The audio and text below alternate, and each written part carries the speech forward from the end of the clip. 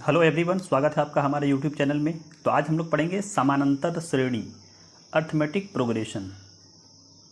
समानांतर श्रेणी arithmetic progression exercise 5.1 5.1 का आज हम लोग पहला क्वेश्चन देखेंगे।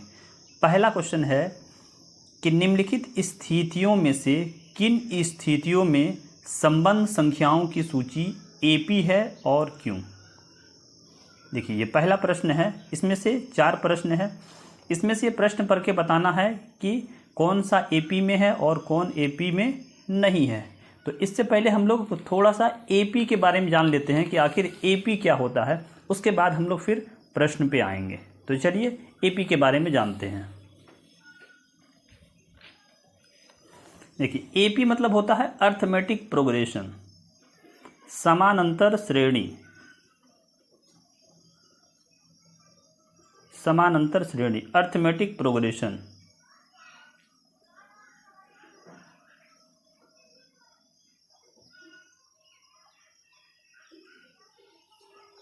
इसी को शॉर्ट में एपी कहा जाता है। AP arithmetic progression.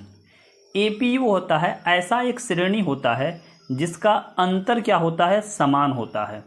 आप इसमें कह सकते हैं कि ऐसी श्रेणी जिसका अंतर क्या हो, समान हो, उसको हम लोग समानांतर श्रेणी कहेंगे।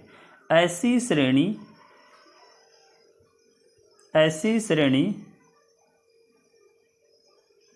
जिसका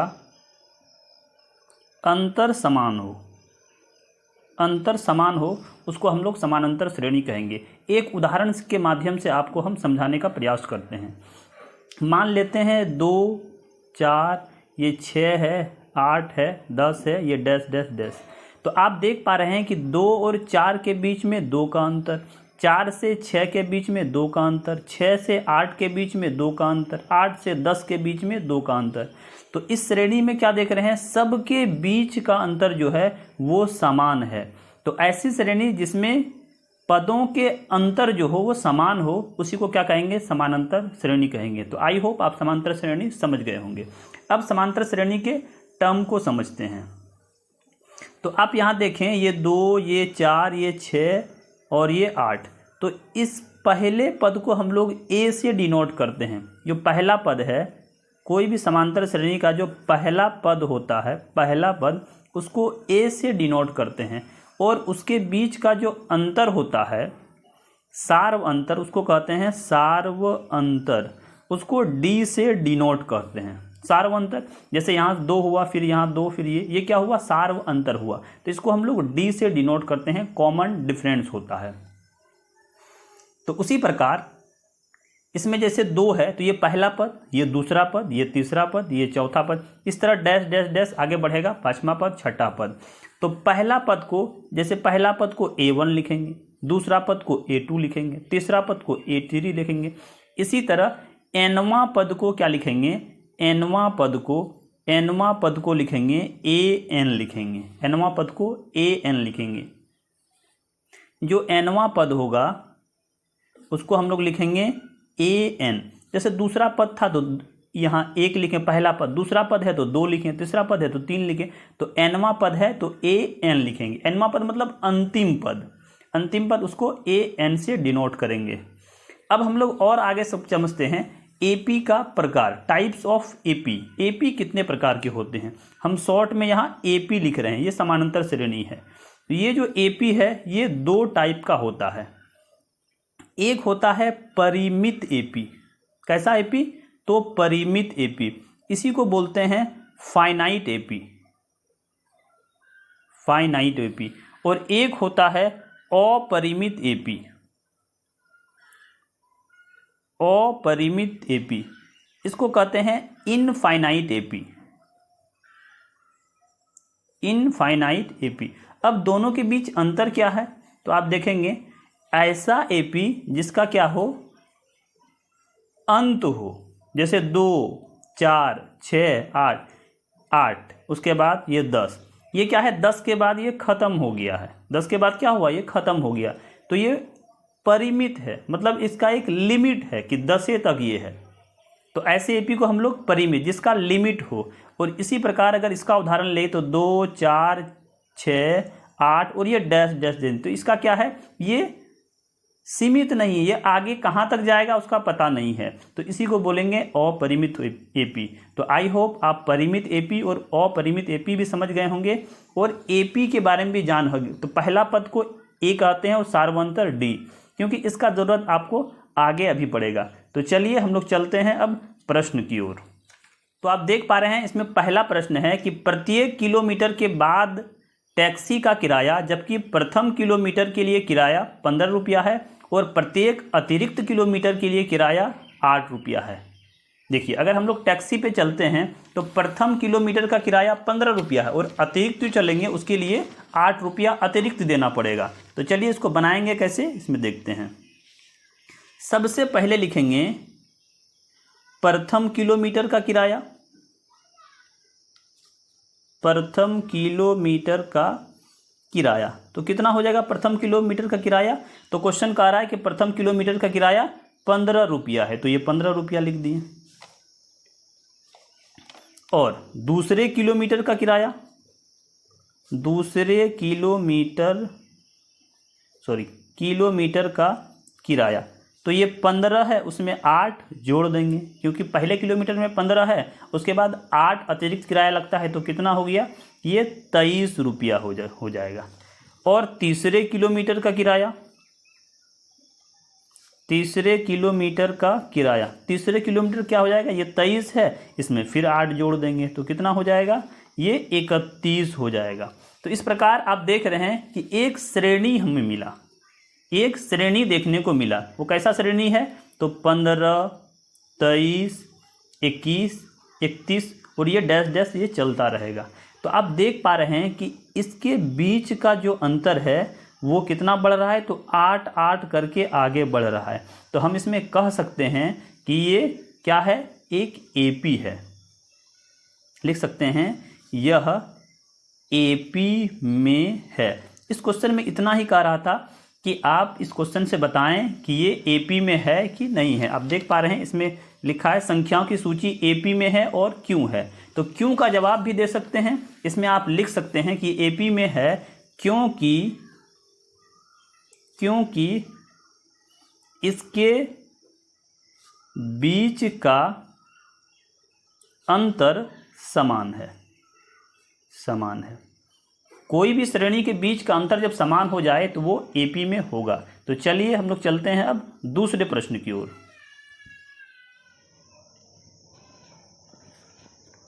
तो ये रहा आपका दूसरा प्रश्न। प्रश्न है कि किसी बेलन में उपस्थित हवा की मात्रा, जबकि वायु निकालने वाला पंप प्रत्येक बार बेलन की शेष हवा का 1/4 भाग बाहर निकाल देता है। इसका कहने का मतलब है, यदि आपके पास एक सिलेंडर है गैस का, उसमें हवा है, बुझे कि नहीं बुझे, और उसमें क्या होता है, एक पंप से हवा बाहर करना है और इस तरह हवा बाहर करना है कि जितना बार आप एक बार हवा बाहर करेंगे तो बेलन में शेष हवा जितना है उसका 1/4 भाग, मतलब 1/4 क्या होगा, बाहर हो जाएगा। बुझे कि नहीं बुझे। तो चलिए देखते हैं हम लोग अब इस बनेगा कैसे उसको देखते हैं। मान लेते हैं आपके पास एक सिलेंडर है, एक बेलन है, ये आपके पास एक बेलन है, ये रहा आपके पास एक बेलन। इस बेलन में जो हवा की मात्रा है, ये बेलन है, इसमें जो हवा की मात्रा मान लेते हैं कि इसमें 1 यूनिट हवा, कितना हवा है, 1 यूनिट हवा मान लेते हैं, इसमें 1 यूनिट हवा है। तो अगर इसमें पहला बार बाहर निकालेंगे तो कितना हवा बाहर निकलेगा, आप ही दिमाग लगाइए कितना हवा बाहर निकलेगा। तो कह रहा है कि शेष हवा का 1/4, तो शेष हवा तो 1 है, इसमें से बाहर होगा मतलब घटेगा, बाहर निकलना मतलब क्या, घटना। कितना, शेष का 1/4, शेष का 1/4, तो कितना हुआ, 1 है माइनस ये कितना हो गया, 1/4। इसको सॉल्व करेंगे तो 4 एका 4 में 1 घटा, 3/4, तो शेष हवा अब कितना बचा, 3/4। पहले कितना था, तो 1 था, अब कितना बचा, 3/4। इससे फिर बाहर निकालना है, इससे फिर बाहर निकालना है, तो 3/4 शेष हवा बचना। इसमें से बाहर निकालना है शेष हवा का 1/4, बुझे कि नहीं बुझे, शेष हवा 3/4, उसका 1/4। इसको सॉल्व करेंगे तो 3/4 माइनस ये 3/16 हो जाएगा। इसका एलसीएम लेंगे तो कितना आएगा, 16 आएगा। ये 4 से 4 चौके 16, 4 दिया 12 और -3, तो ये हो गया 12 में 3, 9 बचा, 9/16। तो तीसरा कितना हुआ, 9/16 हो गया। तो इस प्रकार आप देखें कि सबसे पहले कितना था, तो 1 था, 1 हुआ, और 1 के बाद कितना हुआ, तो 3/4 मिला। 3/4 के बाद कितना मिला, तो 9/16 मिला। तो क्या इसके बीच का अंतर बराबर है, इसके बीच का अंतर बराबर है। इस दोनों के बीच में कितना का अंतर है, ये 1 है और ये 3/4 है, तो अंतर कितना का है, 1/4 का। लेकिन क्या इस दोनों के बीच में अंतर 1/4 का है, तो इस दोनों के बीच में अंतर 1/4 का नहीं है। कैसे, तो आप ये देख चुके होंगे कि 9/16 में अगर 3/4 घटाएं तो ये 16 हो जाएगा, और ये 9 - 4 चौके 16, 4 तिया 12, तो 12 में 9, 3/16 माइनस में होगा 3/16। तो इसके बीच में क्या है, अंतर समान नहीं है, तो हम ये कह सकते हैं कि ये क्या है, एपी में नहीं है। कह सकते हैं यह एपी में नहीं है, क्योंकि इसके बीच का अंतर समान नहीं है। इसके बीच का अंतर समान नहीं, क्यों, क्योंकि देखिए सबसे पहले माने हैं कि 1 है, 1 हवा की मात्रा 1 था, 1 में से घटाएं कितना, 1 में से घटाएं 1 का 1/4, तो कितना बचा, 3/4 बचा। फिर 3/4 में से घटाएं 3/4 का 1/4, तो 3 कितना बचा, 9/16। तो इस प्रकार ये एपी में नहीं है। चलिए अगले प्रश्न की ओर बढ़ते हैं। प्रश्न 3 नंबर है कि प्रत्येक मीटर की खुदाई के बाद एक कुआं खोदने में आई लागत, जबकि प्रथम मीटर की खुदाई की लागत 150 रुपये है, और बाद में प्रत्येक मीटर की खुदाई की लागत 50 रुपया बढ़ती जाती है। मतलब आपको एक कुआं खोदना है, पहले मीटर पे 150 रुपया लगेगा, और जितना अतिरिक्त आप खोदते जाएंगे 50 रुपया करके बढ़ते जाएगा। तो इसको देखिए कैसे बनाना है। देखिए ये तो बिल्कुल सिंपल है, ये आपका जो पहला प्रश्न था उसी प्रकार है, उसमें सिर्फ टैक्सी था, किराया था, इसमें कुआं है। तो यहाँ लिखेंगे प्रथम मीटर की खुदाई की लागत, तो कितना हो जाएगा, प्रथम मीटर 150 रुपया है। और क्या कह रहा है कि प्रत्येक मीटर में ये बढ़ते जाता है, कितना बढ़ता है, तो 50 रुपया बढ़ता है, प्रत्येक मीटर में 50 रुपया बढ़ता है। तो दूसरे मीटर, यहाँ आप लिखेंगे दूसरे मीटर की खुदाई की लागत, तो दूसरे मीटर की लागत कितना हो जाएगा, पहले मीटर 150 रुपया है और 50 रुपया अतिरिक्त लगेगा, तो कितना हो जाएगा, कुल मिला के ये 200 रुपये होगा। फिर तीसरे मीटर, यहाँ लिखेंगे तीसरे मीटर की खुदाई की लागत, तो तीसरे मीटर में कितना आएगा, तो ये 200 रुपये है, फिर इसमें 50 जोड़ेंगे तो कितना हो जाएगा, 250 रुपये। तो इस प्रकार आप देखें कि पहले मीटर में 150 लगा, दूसरे मीटर में 200 लगा, तीसरे मीटर में 250 रुपये लगा। तो इस प्रकार आप देख रहे हैं कि इसके बीच में कितना का अंतर है, तो 50 का अंतर है। 50 बढ़ रहा है ना, तो हम लोग देखे थे ये एपी में, ये क्या है, एपी में है। लिखेंगे यह एपी में है। क्यों है, क्योंकि इसके बीच का अंतर समान है। ये कहेंगे इसके बीच का अंतर समान, क्योंकि ये 50 बढ़ रहा है, इसीलिए एपी में है। तो इस प्रश्न में यही कह रहा था कि एपी में है कि नहीं है। तो चलिए चलते हैं अगले प्रश्न की ओर। सबसे पहले इसमें मूलधन है, मूलधन कितना है, तो 10,000 है, मूलधन 10,000 रुपये है। और दर कितना है, तो दर 8% है, दर 8% के हिसाब से चल रहा है। और कह रहा है प्रत्येक वर्ष, मतलब हर वर्ष ब्याज लगता है। तो अगर समय की बात करें तो समय कितना है, तो समय 1 वर्ष है कि नहीं है।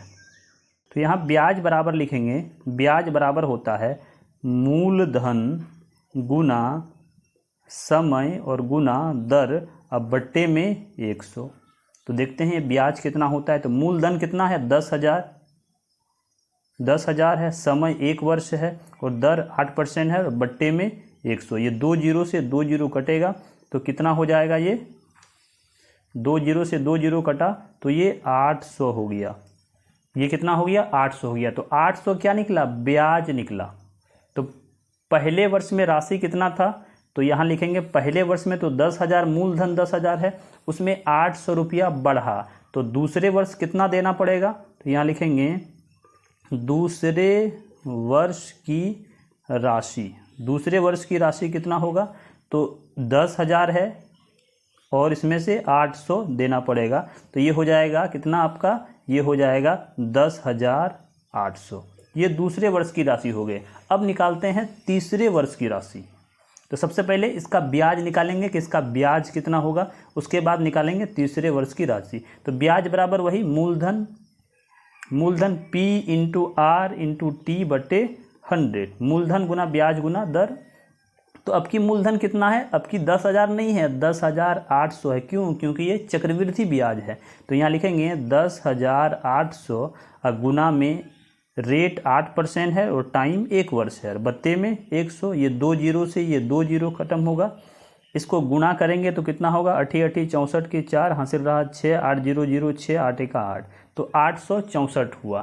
तो अब तीसरे वर्ष की राशि कितना हो जाएगा, यहाँ पे लिखेंगे तीसरे वर्ष की राशि, तीसरे वर्ष की राशि तो कितना होगा, दूसरे वर्ष की राशि कितना था 10,800 रुपये। अब प्लस में ब्याज जोड़ देंगे कितना 864 रुपये। तो तीसरे वर्ष की राशि कितना हो जाएगा, इसको आप जोड़ेंगे तो कितना होगा, ये 4 हुआ, ये 6 हुआ, ये 8 8 16 के 6 हासिल रहा 1 1 1, ये 16 के हासिल रहा 1 और ये 11,664 रुपया हो गया। तो इस प्रकार देखें कि कितना हो गया 11,664।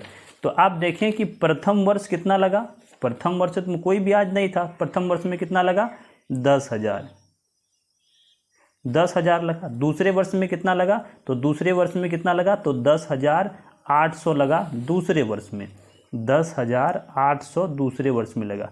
तीसरे वर्ष में कितना लगा, तो तीसरे वर्ष में 11,664 लगा, तीसरे वर्ष में 11,664। तो यहाँ लिखेंगे 11,664 रुपया तीसरे वर्ष में लगा। तो आप इसमें देख पा रहे हैं कि पहला वर्ष 10,000, दूसरा वर्ष में 10,800, तो यहाँ से यहाँ 800 बढ़ा, लेकिन क्या यहाँ से यहाँ 800 बढ़ा, नहीं, यहाँ से यहाँ कितना बढ़ा, तो 864 बढ़ा। इस प्रकार देख रहे हैं कि इस श्रेणी में क्या है, इस श्रेणी में क्या है, अंतर समान नहीं है। तो हम कह सकते हैं कि यह समानांतर श्रेणी में, यह AP में नहीं है, कह सकते हैं ये AP में नहीं है। कारण भी लिख सकते हैं, क्योंकि इसके बीच का अंतर समान नहीं है। इसमें सिर्फ यही बताना था कि AP में है कि नहीं है।